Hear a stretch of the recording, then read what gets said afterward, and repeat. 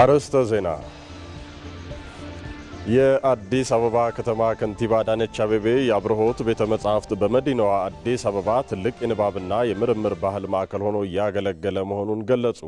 በሌላ በኩል ከንቲባ አዳነች አቤቤ በግል ዘርፍ የተቋቋመውን የሃባሪ ሜዲካል ፕላዛን መርቀው ስራ አስጀምረዋል።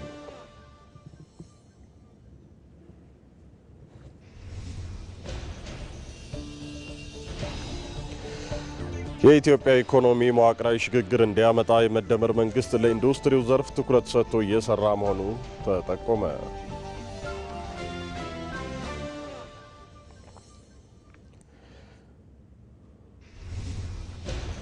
የጋራ ታሪክና በወደፊት ዕጣ ፈንታ ላይ የተመሰረተ የጋራ ትርክትን መገንባት ለዘላቂ ሰላም ወሳኝ መሆኑ ተገለጸ።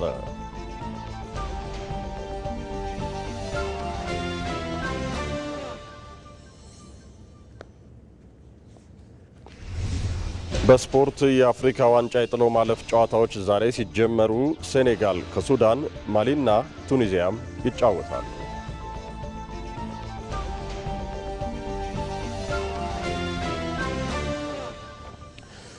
ሰላም የተከበራችሁ ተመልካቾቻችን፣ ታህሳስ 25 2018 ዓ.ም የዕለተ ቅዳሜ ቀን 7 ሰዓት ዜናዎችን እነሆ ብለናል። ከዜናዎቹ ጋር ብሩክ ተስፋዬ ነኝ።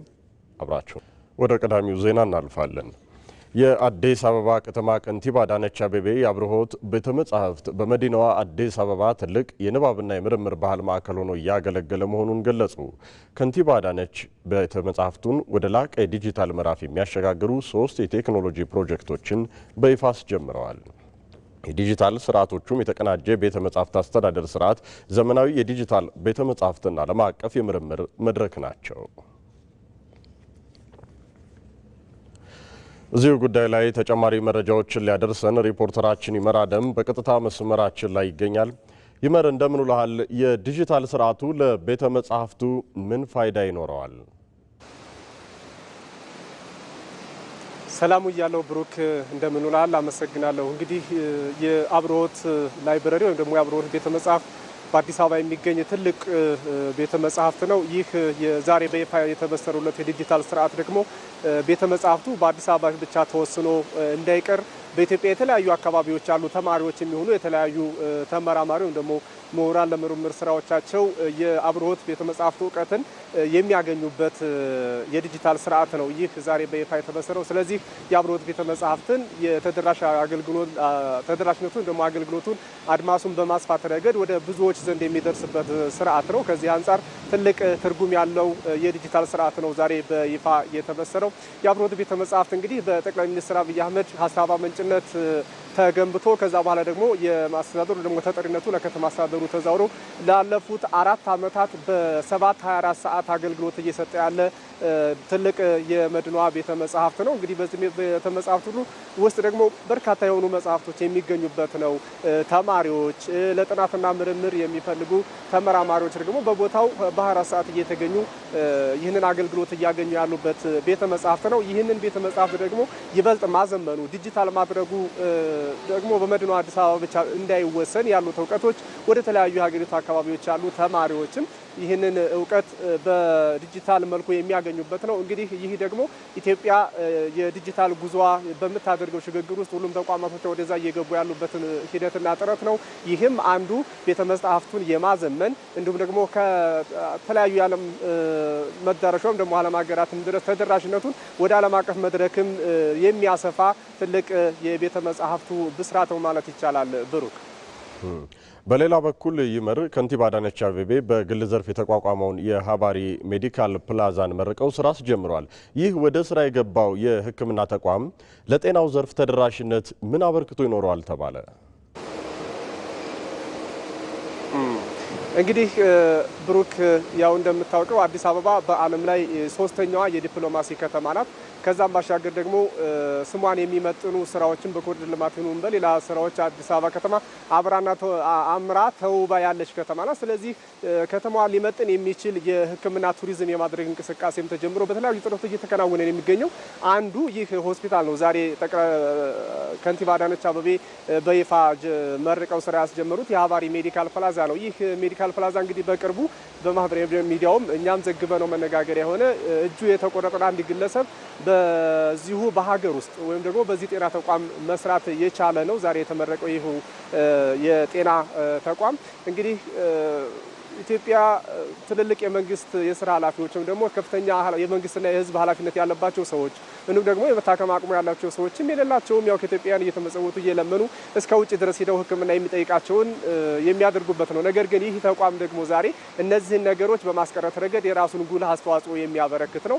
ከተማዋን የሕክምና ቱሪዝም የማድረግም እንቅስቃሴ አንዱ ጥረትና ማሳያ ነው። በመንግስት ብቻ የሕክምና ቱሪዝምን ደግሞ ሕክምናውን ለተደራሽ ማድረግ አይቻልም። እንዲህ አይነት በግሉ ዘርፍ አጋርነትም ይበልጥ የሚሰፋበት ሁኔታ የሚፈጥር ነው ብለዋል ከንቲባዋ። በአጠቃላይ ግን እንደ መንግስት የተያዘው ፖሊሲ ቀድሞ መከላከል በሽታን እንዲሁም ደግሞ አክሞ ማዳን በሚለው ፖሊሲም እስካሁን ድረስ በተሰራው ስራ ውጤት እየተገኘበትና ፍሬ ያፈራ ይገኛል። ይህ ዛሬ የተመረቀው የሀብሪ ሜዲካል ፕላዛም በአጠቃላይ ወደ ውጭ ተሄደው ይገኝባቸው የነበሩ ሕክምናዎችን እንደ ነርቭ ሌሎች ደግሞ የደምና ሌሎች ተዋሲያን ምርመራዎችንም የጭንቅላት እንዲሁም በጣም በርካታ የሕክምና አገልግሎት የሚሰጥበት ነው። በአጠቃላይ 15 ስፔሻሊስትና ሰብ ስፔሻሊስቶችን የያዘ የሕክምና ማዕከል ነው። ይህ ደግሞ ለከተማዋ ተጨማሪ የሕክምና ተደራሽነትን በማስፋት ረገድ ተጨማሪ አቅም የሚፈጥር ነው ብለዋል ከንቲባዋ። ይመር አደም ለመረጃዎች አመሰግናለሁኝ። ባለህበት መልካም ጊዜ ይሆነልህ። የኢትዮጵያ ኢኮኖሚ መዋቅራዊ ሽግግርን እንዲያመጣ የመደመር መንግስት ለኢንዱስትሪው ዘርፍ ትኩረት ሰጥቶ እየሰራ ይገኛል። በ10 ዓመቱ መሪ ልማት እቅድ አምራች ኢንዱስትሪው የኢኮኖሚውን መሪነት ከግብርና እንዲረከብም ግብ ተቀምጧል። ሰናይት ብርሃኔ በዚሁ ዙሪያ ያሰናዳችው ዘገባ አለ። በዘመናዊ የዓለም ታሪክ ውስጥ ኢንዱስትሪ ለሀገራት እድገትና ብልጽግና ያበረከተው አስተዋጽኦ እጅግ ከፍተኛ ነው። አምራች ኢንዱስትሪው ደግሞ የአንድን ሀገር ኢኮኖሚ በዘላቂነት በማሳደግ የስራ ዕድልን በመፍጠርና የዜጎችን ገቢ ከፍተኛ ደረጃ በማድረስ ጥቅሙ ዘርፈ ብዙ ነው። አነስተኛ ምርታማነት ካለውና ከፍተኛ የሰው ጉልበት ከሚጠይቀው ኢኮኖሚ ምርታማነቱ ከፍተኛ ወደሆነ ኢኮኖሚ ለመሻገር ወይም መዋቅራዊ ሽግግርን ለማረጋገጥ አምራች ኢንዱስትሪው ወሳኝ ድርሻ አለው።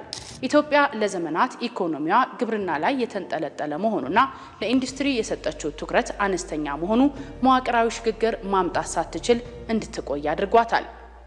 የመደመር መንግስት በኢትዮጵያ ሁሉን አቀፍ ብልጽግና ለማረጋገጥ ኢንዱስትሪያዊነት ወይም ኢንዱስትሪያላይዜሽን እጅግ ወሳኝ መሆኑ ላይ ጽኑ አቋም አለው።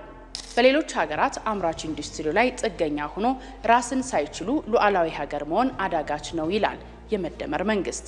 ኢትዮጵያ ከኢንዱስትሪ አብዮት በፊት ባሉት ዘመናት ስልጣኔዋ ካደጉት ሀገራት ተቀራራቢ ደረጃ ላይ ይገኝ ነበር። ይሁን እንጂ ከ18ኛው ክፍለ ዘመን አንስቶ ባሉት 2 ክፍለ ዘመናት በኢንዱስትሪ እድገት የሀገራት ጭራ ሆና ቆይታለች። ኢትዮጵያ ከሀገራዊ ለውጡ በኋላ ለኢንዱስትሪው ዘርፍ ከፍተኛ ትኩረት ሰጥታ እየሰራች ትገኛለች። በሀገር በቀል የኢኮኖሚ ማሻሻያው ከ5ቱ የኢኮኖሚ ምሰሶዎች ኢንዱስትሪ አንዱ ነው። የአምራች ኢንዱስትሪ ፖሊሲን በማሻሻልም ዘርፉ በኢኮኖሚው ያለውን ድርሻ ለማሳደግ ተሞክሯል። ወደ ውጭ የሚላክ በዓለም አቀፍ ደረጃ ተወዳዳሪ ምርትን ማሳደግ፣ የገቢ ምርቶችን መተካት ዋነኛ ግብ ተደርጓል።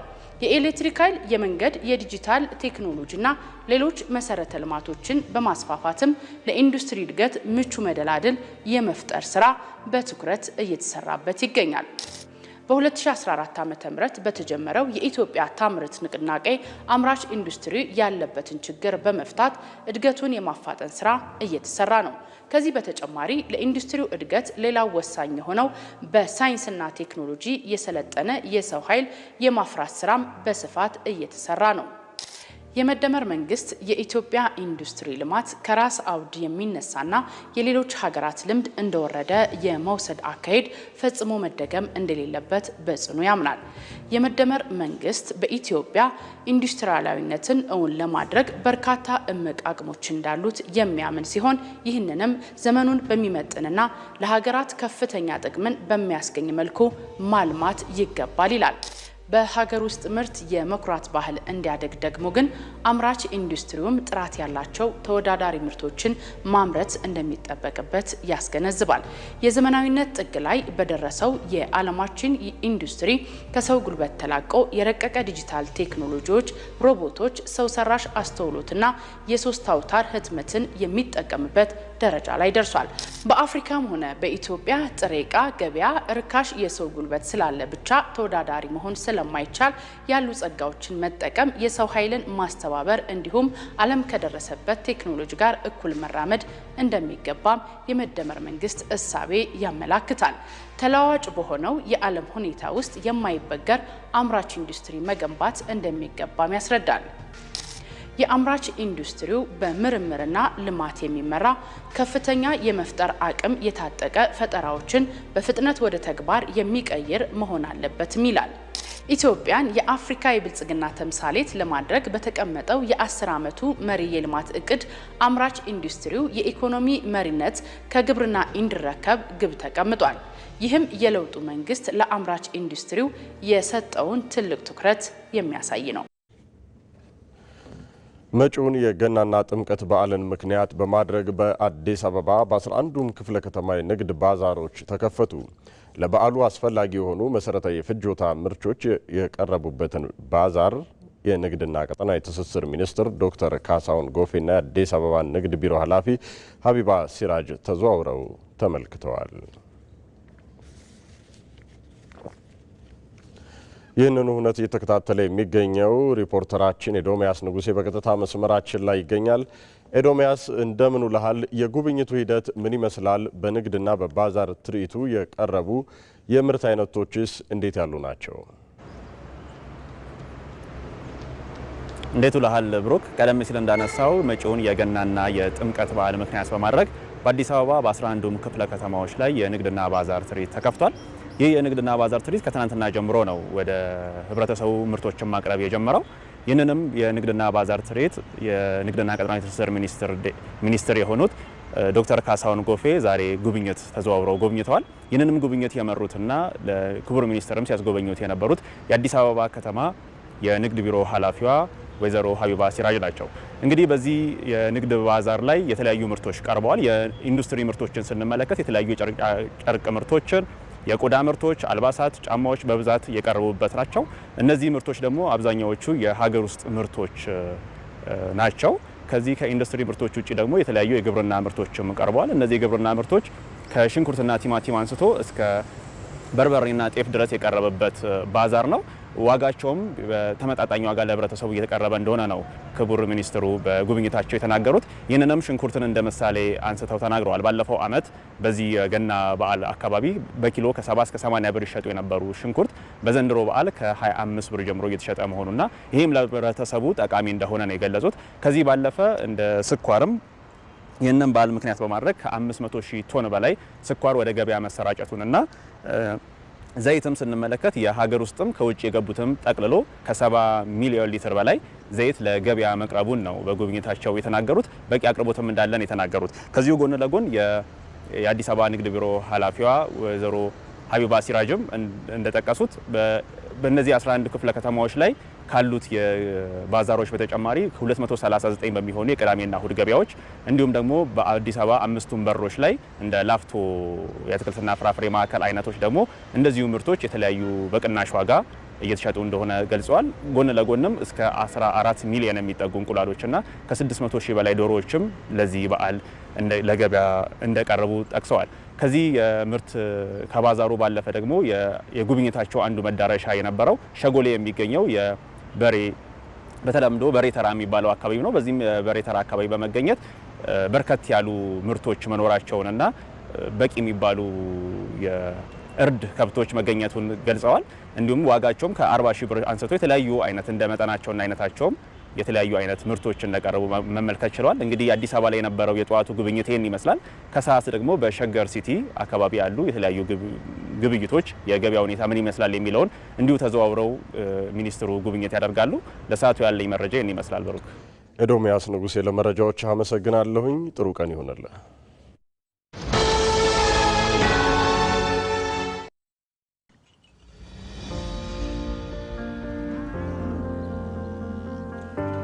እንዴት ዋላችሁ? መስገን ምን ነው ቀዘቀዝ? ትንሽ አዝመራ ዘር አነሳለብኝና ምን እናግዝ ታዲያ? እኔም ማርሽ የምመልሰው የእህል ዘር ብድር ባገኝ ብዬ ስንከራተት ነው ያልኩኝ። እስከ መቼ የእህል ዘር በብድር ይሞላል ብለን? ምን ላርግ ታዲያ? ምን መላ ይገኛል? መላውንማ ልንገርህ። እኔው ራሴ ማዳበሪያን ሰው ይመላስ አፈላልግ የኢትዮጵያ ንግድ ባንክ ለአርሶ አደሩም ለአርብቶ አደሩም እፎይታ የሚሰጥ ብድር ማዘጋጀቱን አልሰማም መሰል። ይኸውልህ ለሰብል ምርት ብትል ለመጋዘን፣ ለግብርና መሳሪያ፣ ለማዳበሪያ፣ ለወተት ተዋጽኦ ብትል ለእንስሳት እርባታ የሚሆን አመቺ ብድር አመቻችቷል። ግን እንደው ለኔ የሚያበድሩኝ ይመስላል?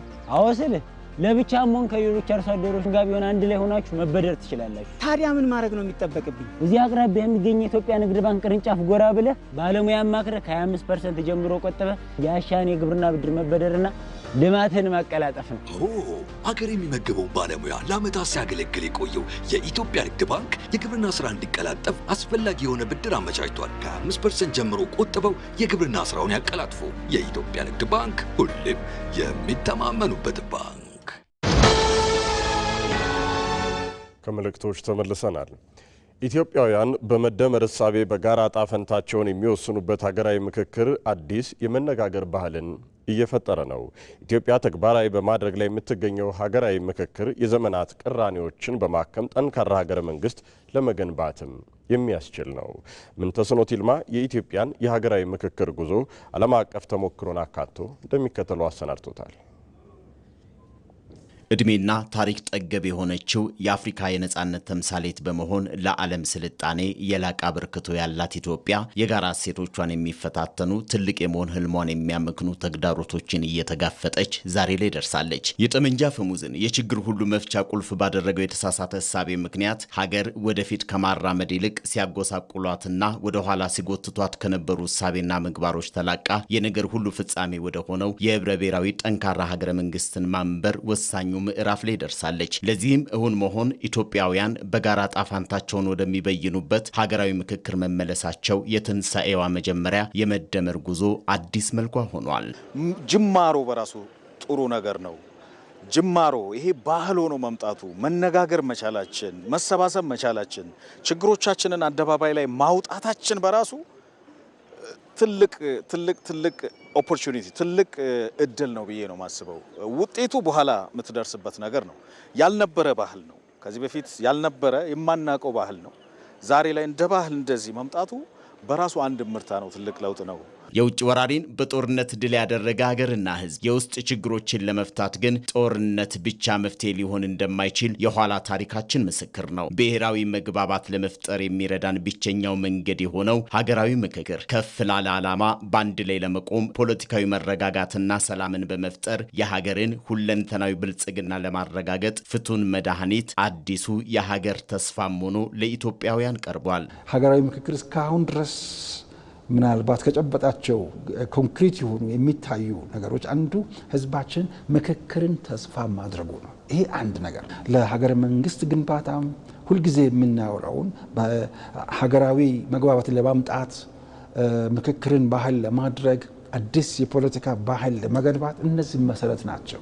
ደቡብ አፍሪካ ከ300 ዓመታት በላይ የቆየን የጥላቻ ግንብ በይቅርታ ስታፈርስ፣ ሰሜን አሜሪካዊቱ ሀገር ካናዳም ለ120 ዓመታት የደረሰባትን የቅኝ ገዢዎች ስቃይ ብሔራዊ የእርቅ ኮሚሽን በማቋቋም ማከም ችላለች። አፍሪካዊቱ ሀገር ሩዋንዳም ብትሆን 1 ሚሊዮን ዜጎቿን ካጣች በኋላ ያለፈ ጠባሳዋን በይቅርታ መሻር ችላለች። ኢትዮጵያም ቀና ስትል ዓይናቸው የሚቀላ የታሪካዊ ጠላቶቿን ሴራ ለማምከን ከምንጊዜውም በላይ እጅ ለእጅ ተያይዘን ለአንድ ሀገር ህልውና በጋራ መቆም በራችንን ዘግተን መምከር የሚገባን ጊዜ አሁን ለመሆኑ እየሆነ ያለውን መመልከት ብቻ በቂ ነው። ያለችን አንድ ሀገር ስለሆነች ይሄን ኦፖርቹኒቲ ይሄን ፕላትፎርሙን ተጠቅመን መሳሪያ የያዘው አውርዶ ሌላውም አውርዶ በዚህ መድረክ ላይ የምንሳተፍበት፣ የምንነጋገርበት፣ የምንከራከርበት እድል ስለሆነ በዚህ ተጠቅመን እችን ያለችን አንዲቷን ሀገር ዙሪያችን ሁሉ ጠላት የበዛበት ሀገር በጎሪጥ የምንታይበት እሱም ብቻ አይደለም ያለንበት ጂኦፖለቲክስም አደገኛ ስለሆነ እዛ ውስጥ እንዳለን ሰዎች ነቅተን አገራችንን ለመጠበቅ ያሉብንን ችግሮችን ወደፊት እያወጣን የመነጋገር ባህል ዴቨሎፕ ብናደርግ ሀገራችንን ከችግር ልንታደግ እንችላለን የሚል እምነት አለኝ። የመደመር መንግስት ወደ ስልጣን በመጣ ማግስት ስደት ቤታቸው የሆነ ዘመድ ቤተሰቦቻቸውን ካዩ ዓመታትን የከረሙ የፖለቲካ መሪዎችንና የጦር አዛዦችን በክብር በመቀበል በደምና በአጥንት የተገነባ የነጻነት ጉልላት የሆነው ኢትዮጵያዊነት ሲበርደን የምንደርበው ሲሞቀን የምናውልቀው ሳይሆን ሰላምን በማስፈን ጠመንጃን ወደ ማረሻነት የመቀየር ጉዞ ታሪካዊ ጥፋት ነው በሚል ቁርጠኝነቱን ገልጿል። የሀገራችን የግጭት መፍቻ ዋናው መንገድ መሳሪያ ነው ብለን አመለክን አመንን እና ያ መሳሪያ ግጭትን በመሳሪያ የመፍታት አካሄዳችን ደግሞ ጥቂት ሺህ ሰዎችን አሳጣን አይደለም፣ ሚሊዮኖችን አሳጣን። ሁልጊዜም እንደምለው የሚሊዮኖች አካል ጎደለ፣ የመቶ ሺዎች ህይወት ጠፋ። ስለዚህ አሁን ለኛ የሚያስፈልገን እየተናገርን ያለ ነው ማንም ሰው ቢናገረው ተገቢ ነው ብዬ ማምነው ስለ ሰላም መናገር ነው። ሰላም ይምጣ ነው። የሀገር አባቶች፣ ሽማግሌዎች፣ እናቶች የሚሉት ሰላም አምጡ ነው። እኛ የምንለው አሁንም ቢሆን ደጋግመን የምንለው ለምክክሩ እንትጋ፣ እንየው፣ ምንም የሚያሳጣን ነገር የለም። መሳሪያውን እንደሆነ ባንመለስበት ይሻላል።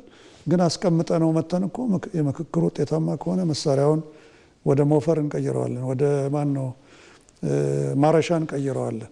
የዘመናት ቅራኔዎችን በማከም ኢትዮጵያን ወደ አዲስ ሀገረ መንግስት ግንባታ የሚያሻግር ሀገራዊ ምክክር፣ የአዲሱ ትውልድ አዲስ ተስፋ። ሐሳብ የለውጥ ኃይል ነው። ምሁራን የለውጥ ወኪል ናቸው። ውክልናቸውን በወጉ የማይወጡ ከሆነ ውክልናውን በወጉ እንደማይወጣ የህዝብ ተመራጭ ማለት ናቸው። ኢንተሌክቹዋል ሊደርስ ከረንሲያቸው ሐሳብ ነው። የሚገበያዩበት ከረንሲ ሐሳብ ነው። ያንን ከረንሲ በደንብ የማያቅ ኢንተሌክቹዋል ሊደር መሪ ነኝ ቢልም ያሻውን ማሳካት አይችልም። ሰው የያዘውን ከረንሲ አውቆ የት ጋር እንደሚገበያይ ማወቅ አለበት፣ ወይም ከረንሲውን ዩኒቨርሳል ማድረግ አለበት። ምሁርነት ሐሳብ አክባሪ፣ ሐሳብ አፍቃሪ መሆን አለበት። መደመር ሲባል ፖለቲካል ብቻ አይደለም። በእያንዳንዱ ሴክተር ያለ ዕውቀት ሐሳብን ማሰናሰል ማለት ነው። እናንተ ሼልፍ ላይ ብዙ ሐሳብ አለ። ከኢንዱስትሪ ካልተደመራችሁ ፈጠራ አይሆንም፣ ቴክኖሎጂ አይሆንም። እናንተ ሼልፍ ላይ ብዙ አይዲያ አለ። ከአርሶ አደር ማሳ ካልተዋሃዳችሁ ቴክኖሎጂ አይሆንም፣ ፕሮዳክቲቪቲን አያፋጥንም፣ አያባዛም። ምሁር ማን ነው?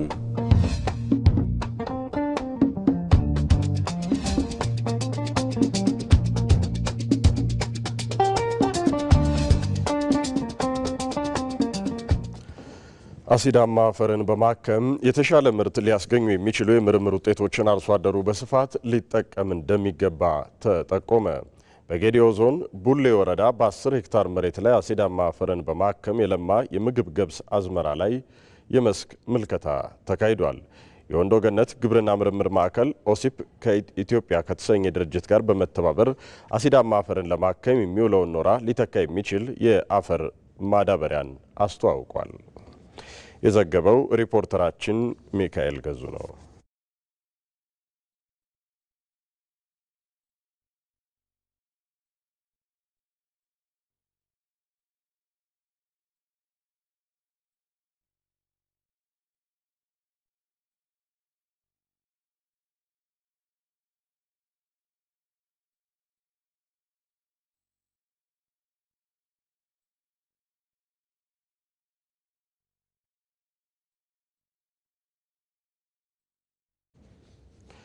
እዚሁ ጉዳይ ላይ ተጨማሪ መረጃ ሊያደርሰን ሪፖርተራችን ሚካኤል ገዙ ከጌዲዮ ዞን በቀጥታ መስመራችን ላይ ይገኛል። ሚካኤል እንደምን ውለሃል? በኢትዮጵያ የአፈር አሲዳማነትን ችግር ላይ ያለውን ይህንን ሁኔታ በተመለከተ ይህንን ጉዳት የደረሰበትን አፈር በማከም ምርታማነትን ለማሻሻል እየተወሰዱ ያሉ እርምጃዎች ምንድን ናቸው? አመሰግናለሁ ብሩክ። እንግዲህ ዛሬ የምንገኘው በጌዲዮ ዞን ቡሌ ወረዳ እላልቻ ቀበሌ ነው። በዚህ ቀበሌ አንተም እንደገለጽከው በ10 ሄክታር መሬት ላይ አሲዳማ አፈርን በማከም አርሶ አደሮች ገብስ ማልማት ችለዋል። በዚህ መርሃ ግብር ላይ እንግዲህ የአርሶ አደሮች የልማት አጠባባቂ ባለሙያዎች እንደዚሁ ደግሞ የኢትዮጵያ ግብርና ባለስልጣን ምክትል ዋና ዳይሬክተር ዶክተር ወንዳለ ሀብታሙ እንደዚሁም ደግሞ የወንዶ ገነት ግብርና ምርምር ማዕከል ዋና ዳይሬክተር አቶ ሄኖክ ተስፋዬ ተገኝተዋል። በዋነኛነት እንግዲህ በኢትዮጵያ መረጃዎች እንደሚያሳዩት እስከ 43 እርሻ ከሚውለው መሬት ውስጥ ከ43 በመቶ የሚሆነው የአሲዳማነት ችግር ያለበት ነው። ይህንን አክሞ ወደ ግብርና ስራ በተሟላ መንገድ ማስገባት ደግሞ ለግብርና ምርት እድገት ያለው አስተዋጽኦ ከፍተኛ መሆኑ ይገለጻል። ዛሬ እንግዲህ በዚህ ወረዳም መመልከት የቻልነው በዋነኛነት የወንዶ ገነት ግብርና ምርምር ማዕከል ኦሲፒ ከተሰኘ ድርጅት ጋር በመተባበር አሲዳማ አፈርን በማከም ደረጃ ያደረገውን የሙከራ ስራ ውጤታማነትን ለአርሶ አደሮቹ እያስተዋወቀ ነው የሚገኘው። በዋነኛነት እንግዲህ ከዚህ ቀደም በኢትዮጵያ በተለያዩ አካባቢዎች የአሲዳማነት ችግር ባለባቸው አካባቢዎች ምርትና ምርታማነትን ለማሳደግ አሲዳማነት ያለባቸው አፈሮች የሚታከሙት በኖራ ነውና ይሄኛው ደግሞ ኦሲማሳ የተሰኘ አዲስ የአፈር ማዳበሪያ በማስተዋወቅ በተለይ የአፈር ለምነትን በመጨመርም ጭምር አሲዳማነትን በመከላከልም ጭምር ትልቅ ፋይዳ ያለው መሆኑ ተገልጿል። እንግዲህ በዋነኛነት ከዚህ ቀደም አርሶ አደሩ ለ1 ሄክታር ኖራ ሲጠቀም የነበረው ከ20 እስከ 30 ኩንታል ኖራ አሲዳማነትን ለማከል ይጠቀማል በሄክታር።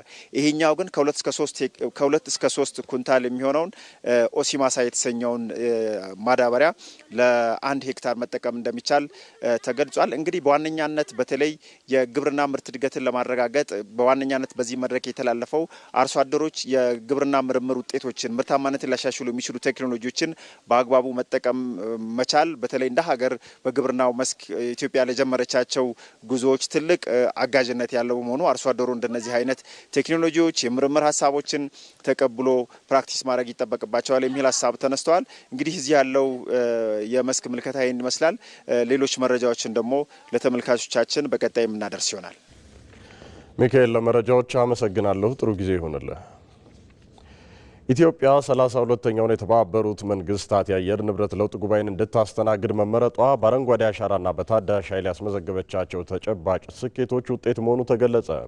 ይህ ታላቅ መድረክ ኢትዮጵያ ያላትን ሀገር በቀል የአካባቢ ጥበቃ እውቀቶች ለዓለም የምታሳይበትና የአፍሪካን የመፍትሄ አመራርነት የምታረጋግጥበት ልዩ አጋጣሚ እንደሚሆን ተመላክቷል።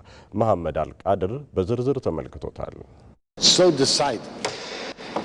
ኢትዮጵያ 32ኛውን የተባበሩት መንግስታት ድርጅት የአየር ንብረት ለውጥ ጉባኤ እንድታስተናግድ መመረጧ በዘርፉ ያስመዘገበቻቸውን ተጨባጭ ድሎችና የዲፕሎማሲ ጥረቶች ስኬታማ ስለመሆናቸው ማሳያ ናቸው። ኢትዮጵያ ለዚህ ታላቅ ጉባኤ አስተናጋጅነት እንድትመረጥ ካደረጓት ዋና ዋና ስኬቶች መካከልም ባለፉት 7 ዓመታት በቢሊየን የሚቆጠሩ ችግኞችን የተከለችበት የአረንጓዴ አሻራ መርሃ ግብር በግንባር ቀደምትነት ይጠቀሳል።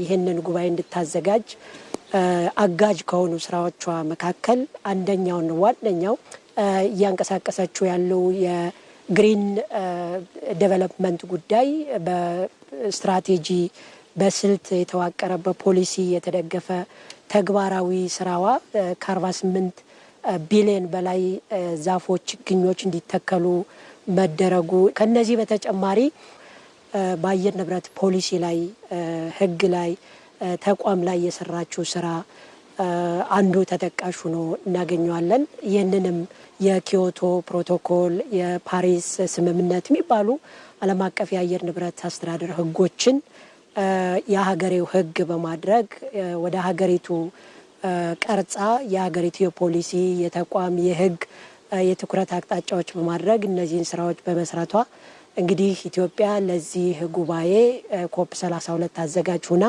እንድትመረጥ አድርጓል ማለት ነው።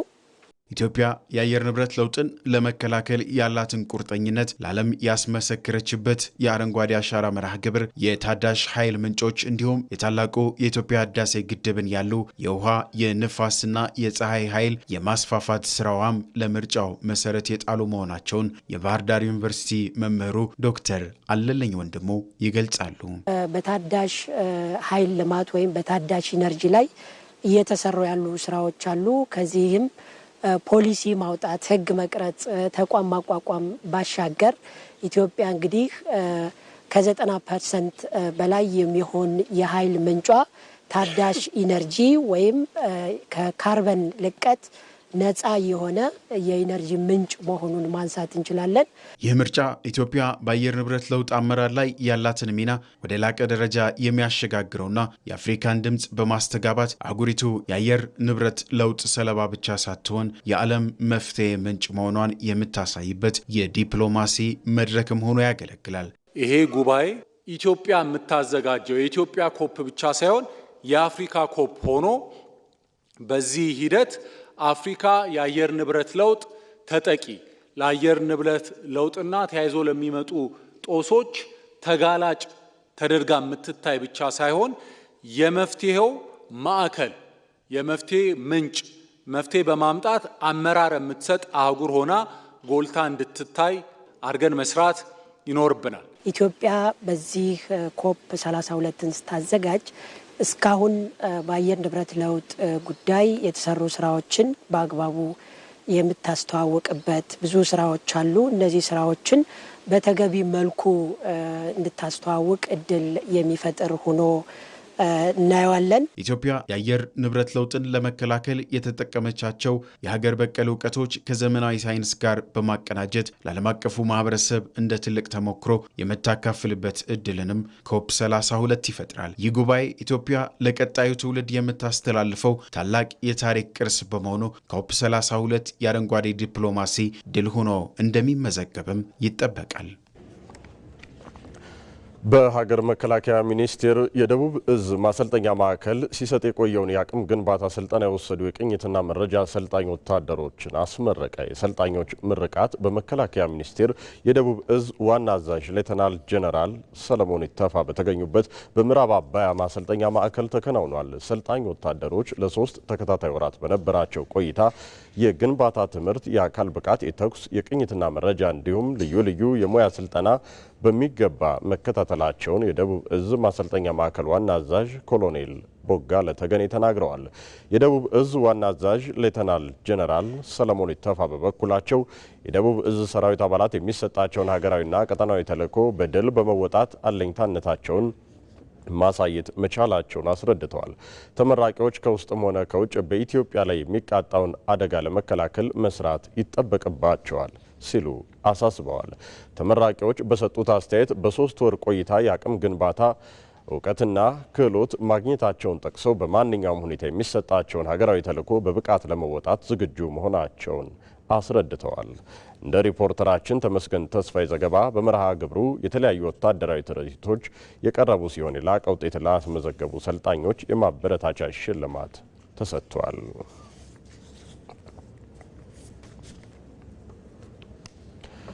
የገና ጨዋታ በየዓመቱ በታህሳስ ወር መጨረሻ የሚዘወተር ተወዳጅ የጨዋታ አይነት ነው። ይህ የገና ጨዋታ የኢየሱስ ክርስቶስ የልደት በዓልን ምክንያት በማድረግም ይከወን እንደነበርም ታሪክ ያውሳል። ጨዋታው ከባህላዊ ትውፊትነቱ ባለፈ ሃይማኖታዊ ስርዓቱን ጠብቆ እየተከበረም የሚገኝ ነው። በመንፈሳዊ ስርዓት በኢትዮጵያ ኦርቶዶክስ ተዋሕዶ ቤተክርስቲያን ዘንድ በተለያዩ ሃይማኖታዊ ክዋኔዎችም ይከበራል። አጠቃላይ ታሪካዊ ዳራውን አካቶ ሪፖርተራችን መሐሪ ዓለሙ ተከታዩ ጥንቅሩ ያስመለክተናል።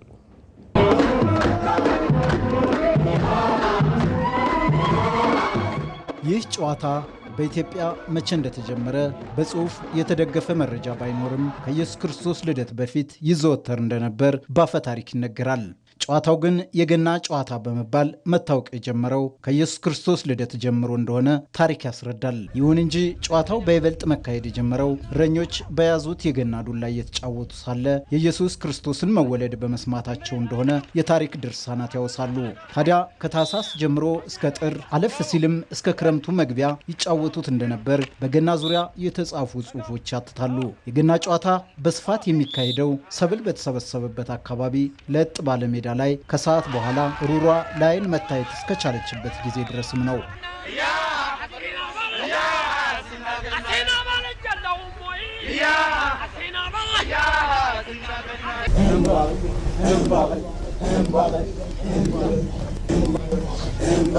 ጨዋታው የሚካሄደው በሁለት የቡድን አባላት መካከል ሲሆን የገና መጫወቻው ከጫፉ ቆልመም ያለ እንጨት ወይም በትር ሲሆን ይህም ገና በመባል ይጠራል።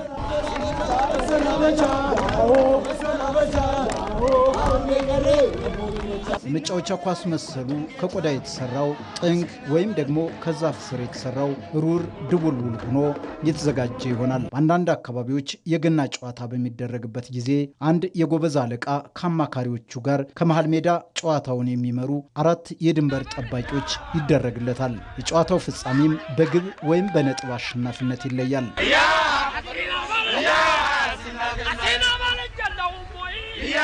የገና ጨዋታ ብዙ አይነት ውድድር የሚደረግበት ሲሆን ቁርቁዝ፣ ሙጭ፣ ቀልቦ መለጋት፣ አፍሶ መለጋት የሚሉትም ይገኙበታል። የገና ጨዋታ የሁሉም መሆኑን ለመግለጽ በገና ጨዋታ የለም ሎሌ ጌታ፣ በገና ጨዋታ አይቆጡም ጌታ የተባለ አደጋና ግጭት እንኳን ቢደርስ ምንም አይነት ቂምና ቁርሾ የማይያዝበት ይቅርታ የነገሰበት እንደሆነ ይወሳል።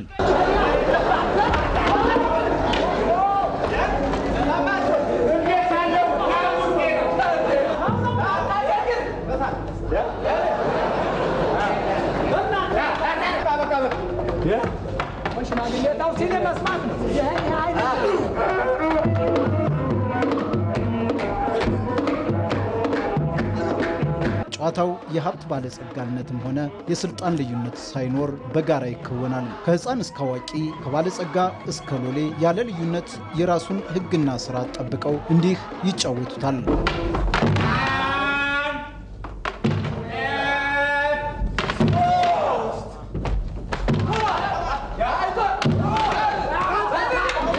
የገና ጨዋታ አሁን በዓለም ዘንድ በጣም ተፈላጊ በመሆን ተወዳጅ የሆነ የጨዋታ አይነት ሆኗል። ታዲያ ይህ የኢየሱስ ክርስቶስ የልደት በዓል በባህላዊ የገና ጨዋታ ብቻ ሳይሆን በመንፈሳዊ ስርዓትም በኢትዮጵያ ኦርቶዶክስ ቤተክርስቲያን ዘንድ በተለያዩ ሃይማኖታዊ ክዋኔዎች ይከበራል።